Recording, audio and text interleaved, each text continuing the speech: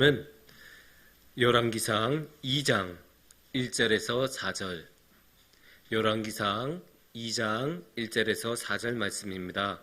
제가 봉독해 드리겠습니다. 다윗이 죽을 날이 임박하매 그의 아들 솔로몬에게 명령하여 이르되, 내가 이제 세상 모든 사람이 가는 길로 가게 되었노니 너는 힘써 대장부가 되고 내 하나님 여호와의 명령을 지켜 그 길로 행하여 그 법률과 계명과 율례와 증거를 모세의 율법에 기록된 대로 지키라. 그리하면 네가 무엇을 하든지 어디로 가든지 형통할지라. 여호와께서 내 일에 대하여 말씀하시기를, 만일 내 자손들이 그들의 길을 삼가 마음을 다하고 성품을 다하여 진실이 내 앞에서 행하면 이스라엘 왕위에 오를 사람이 내게서 끊어지지 아니하리라 하신 말씀을 확실히 이루게 하시리라.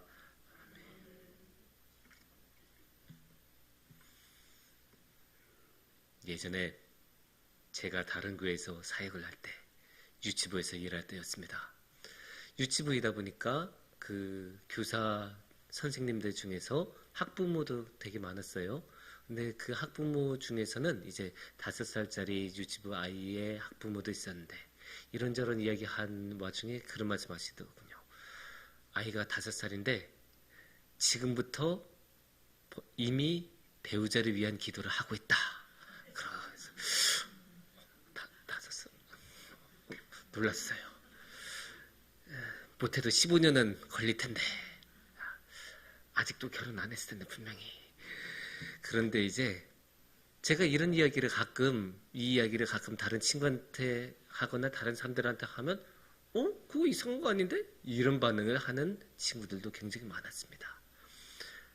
왜냐, 저는 그때 아직 결혼 안 했던 때였고, 그 친구들은 이미 애가 있던, 자녀가 있던 상황이었기 때문에 그만큼 자녀를 가지면 간절해질 수밖에 없고, 우리가 또 자녀를 사랑하는 건 너무나 당연한 일 아닙니까?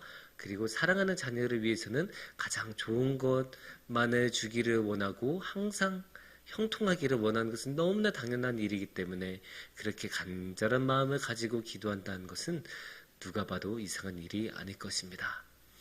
그런 마음은 사실 저희 친구들이나 그 유치부 선생님한테만 있는 것은 아니죠.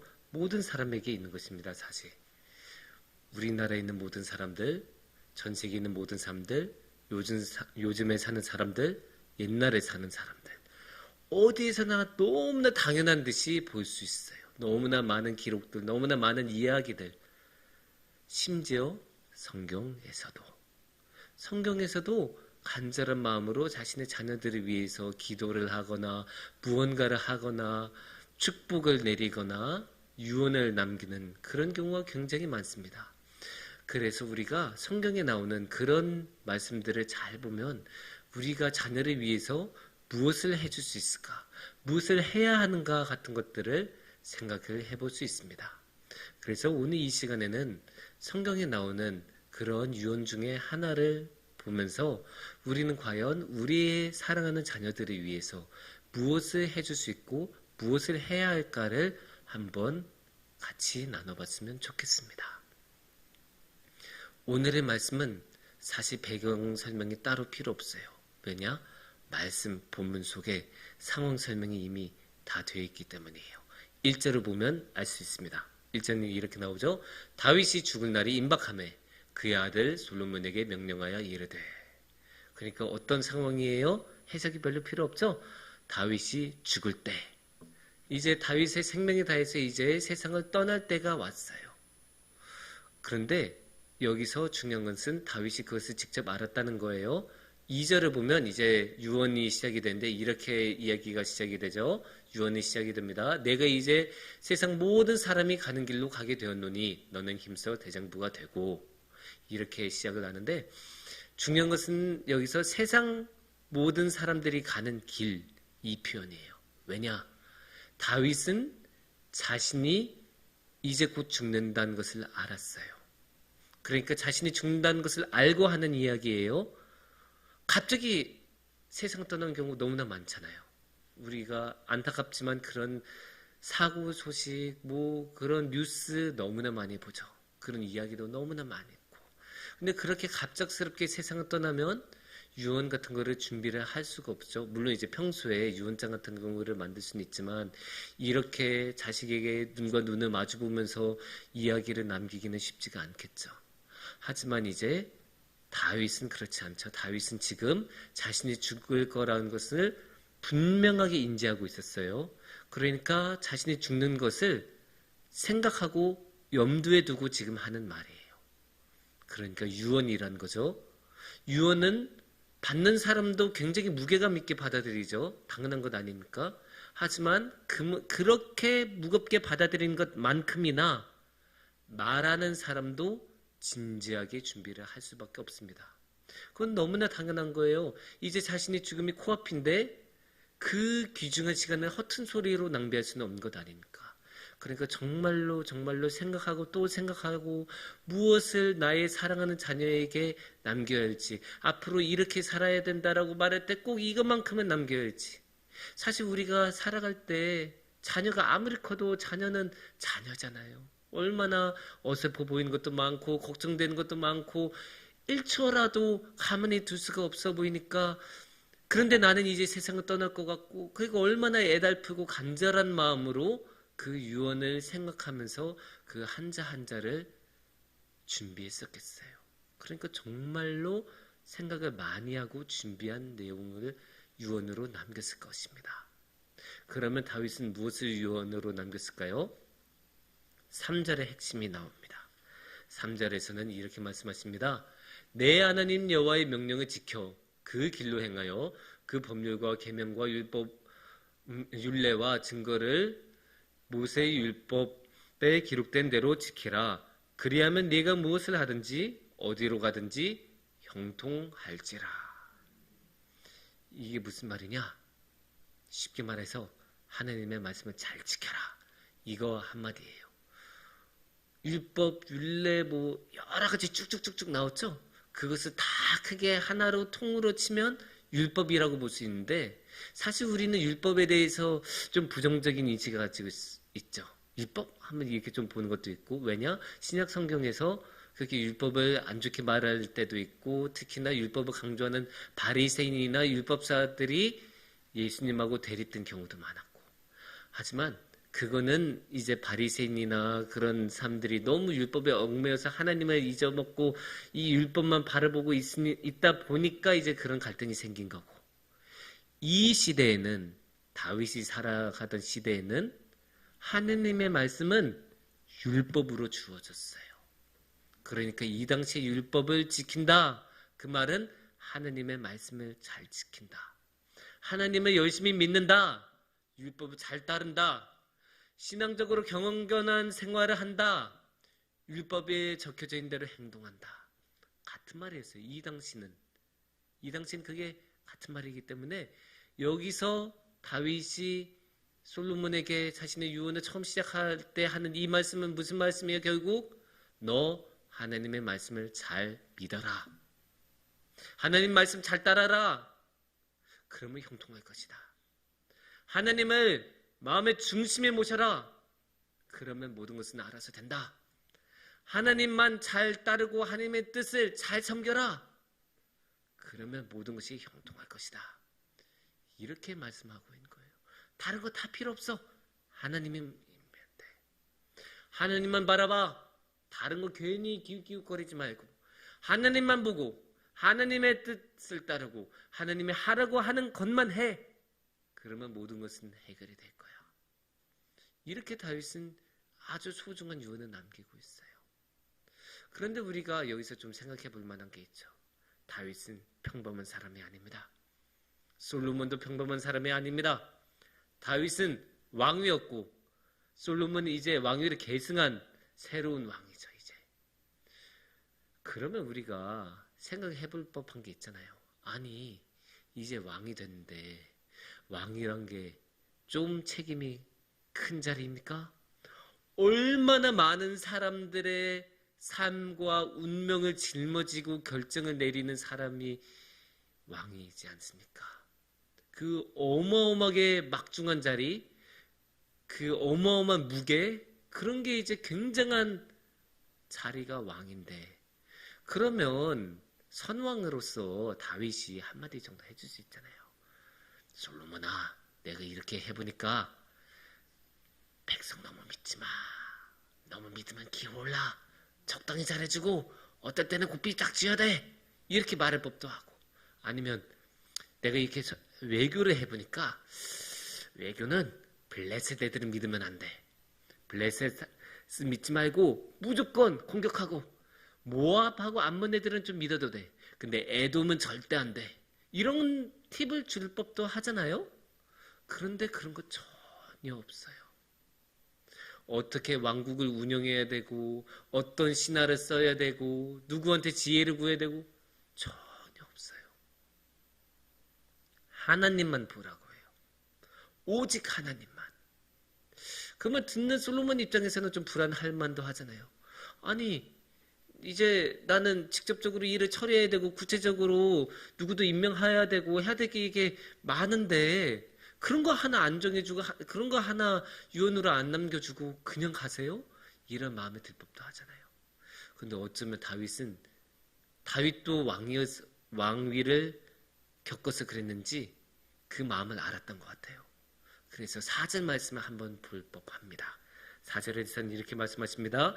여호와께서 내 일에 대하여 말씀하시기를, 만일 내 자손들이 그들의 길을 삼가 마음을 다하고 성품을 다하여 진실이 내 앞에서 행하면 이스라엘 왕위에 오를 사람이 내게서 끊어지지 아니하리라 하신 말씀을 확실히 이루게 하시리라.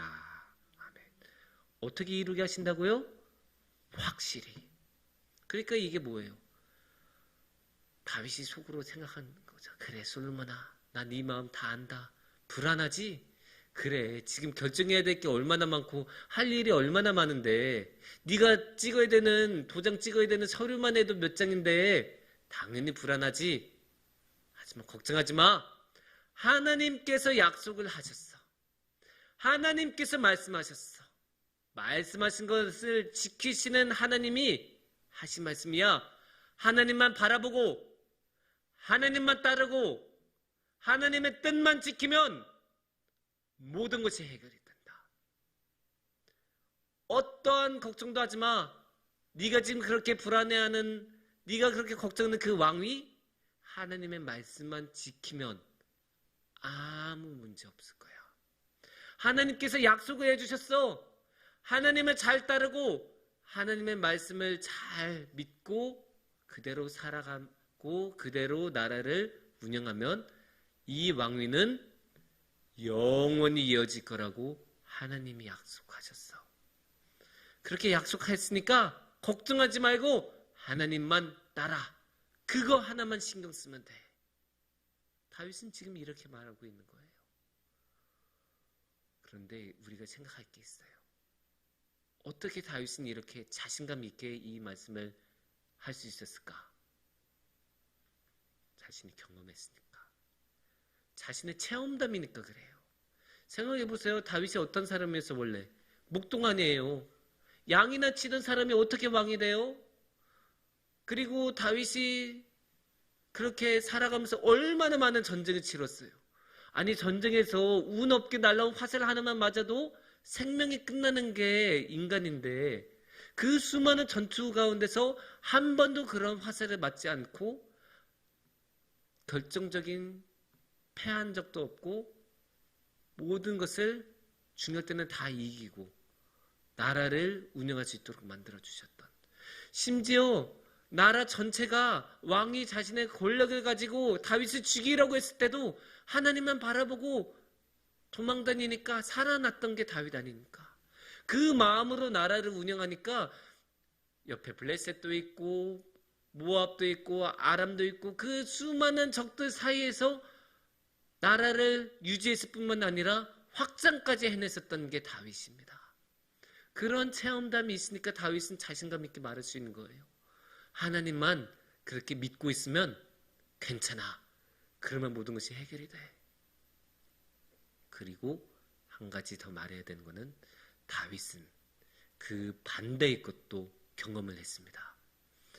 자신이 타락을 해서 하나님을 마음의 중심에 모시지 못했을 때 어떤 일이 일어난지도 다 경험을 했어요.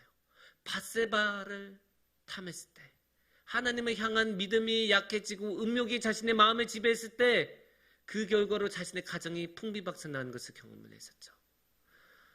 자신이 하나님에 대한 신뢰가 흔들려서 불안이 엄습해서 인구조사를 감행했을 때 나라가 황폐됐던 것을 경험을 했었죠. 그런 경험을 하니까 정말로 하나님만을 믿는 것이 얼마나 중요한지, 그냥 중요한 게 아니라 이 나라를 운영하는 데 있어서도 얼마나 중요한지, 아니 가장 중요한지를 알게 되었던 거예요. 그러니까 다윗은 자신감 있게 다윗한테 자신의 유언을 말할 때 첫 번째로 하는 이야기가 하나님 믿어라. 하나님만 믿으면 된다. 그러면 네 왕이 걱정할 거 없다. 우리 가문의 왕위는 끊어지지 않을 것이다. 이렇게 전하고 있는 거예요. 그러면 이 말씀을 우리가 이렇게 해석한 것을 생각하면 어떻게 되겠어요? 우리가 우리의 자녀들을 바라볼 때 무엇을 원해야 될까? 우리 자녀에게서 우리 자녀들이 하나님을 마음의 중심에 모시는 것을 우리가 원해야 되고 그걸 위해서 기도하겠죠. 다른 모든 것 다 필요 없어요. 돈 버는 거, 높은 지위인 거, 뭐 그런 거 다 필요 없고 오직 하나님만 믿는 것, 오직 하나님만 따르는 것, 그거 하나가 중요하다. 그런데 이 말씀을 전할 때 어떻게 돼야겠어요? 그게 우리 자신의 경험이기도 해야 돼요. 그래야 우리도 다윗처럼 자신 있고 정확하게 확신을 가지고 전해줄 수 있습니다. 이게 이런 게 있어요. 그 예전에 인터넷에서 어떤 사람이 상담을 했어요. 우리 애가 너무 공부를 안 해요. 학교 끝나고 집에만 오면 TV만 봐요. 애 이제 공부해야 될 텐데 이제 고등학교 올라간다. 너무 걱정이 돼요. 그러니까 그 상담하신 분이 어머니, 근데 어머니는 저녁에 뭐 하십니까? TV 봐요. 하는 대로 하는 거예요. 어쩔 수 없어요. 그러니까 당연한 거 아니에요. 우리가 신앙의 모습을 보여주면 자녀도 따르고, 우리가 그렇게 하나님을 중심에 모시지 못하면 어떻게 되겠어요? 당연히 잘 못 모시게 되는 거죠. 운동선수 같은 경우 자녀가 운동선수가 되는 걸 원하는 수도 있잖아요. 특히 이제 아빠들이 그런 경우가 많은데 축구나 야구 너무 좋아해서 내 아들이 축구선수가 됐으면 좋겠다. 야구선수가 됐으면 좋겠다. 이런 경우들이 있어요. 그런데 여기서 그 아버지가 선수 생활을 했었던 사람하고 아니었던 사람하고 달라요. 아니었던 사람은 너무 자신의 그 자식이 선수가 된 거 보고 싶으니까 엄청나게 훈련시키고 막 하고 닥달하고 막 하다 보면 애는 지쳐가고 애 몸으로 훈련할 수 있는 거에 한계가 있는데 그거 너무 사니까 막 애가 맨날 골골대고 막 그렇게 되는, 그러다 보면 그 운동의 즐거움도 잃어버리고 그렇게 되는 거예요. 반면에 운동선수 생활을 했던 그런 경험이 있던 사람들은 오히려 하지 말라고 만류하는 경우도 많고 시키더라도 이해하는 폭이 훨씬 넓죠. 애가 지금 저렇게 힘들고 뭐 제대로 씻지도 않고 누웠어도 에휴 그래 오늘 훈련 많이 했으니까 그럴 수 있지 하고 넘어가 줄 수도 있는 거고, 그렇게 이해 폭이 훨씬 넓은 거예요. 그러니까 이게 신앙생활도 비슷해요.